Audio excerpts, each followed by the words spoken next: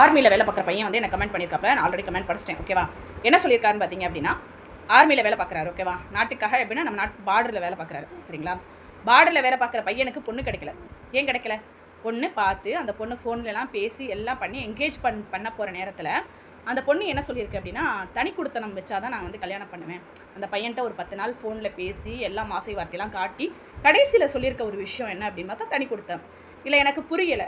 இப்போது அந்த பையன் ஒரே ஒரு பையன் தான். நான் வீட்டுக்கு ஒரு பையனை தனி கொடுத்தணும் அப்படின்றது கணவன் மனைவி ஏதோ ஒரு பிரச்சனையில் போகலாம், இல்லை வேறு ஏதாவது ஒர்க்குனால போகலாம், அப்படி இருந்தால் பரவாயில்ல. தனி கொடுத்தனும் அந்த பையன் அங்கே வேலை பார்ப்பாப்புல, இவங்க அம்மா அப்பா தனியாக இருப்பாங்க. இந்த பொண்ணு யார் கூட தனி கொடுத்தனம் இருக்கும்? எனக்கு புரியலையே. பெண்கள் கொடுமைப்படுத்துகிறோன்னு சொல்லி ஒரு கமெண்ட் வருது. கொடுமைப்படுத்துகிற பெண்கள் கொடுமைக்கார குடும்பத்திலேருந்து வாழ்கிற பொண்ணுங்களும் இருக்காங்க.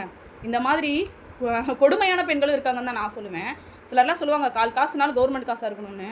பையன் கவர்மெண்ட் காசு இருக்குது, நல்ல பையனாக இருக்கான், வீட்டுக்கு ஒரே பையனாக இருக்கான். உங்களை கல்யாணம் பண்ணி உங்களை தனியாக அவங்க அம்மா வீட்டில் விடணுமா, இல்லை உங்கள் வீட்டில் விடணுமா, இல்லை உங்களுக்கு ஒரு வீடை பிடிச்சி தனியாக கொடுத்துட்டு காசை கொடுத்துட்டு அந்த அம்மாவுக்கு வந்து அவங்க அம்மா அப்பாவுக்கு இந்த பையனுக்கு அப்புறம் யாருமே இல்லாமல் இருக்கணுமா?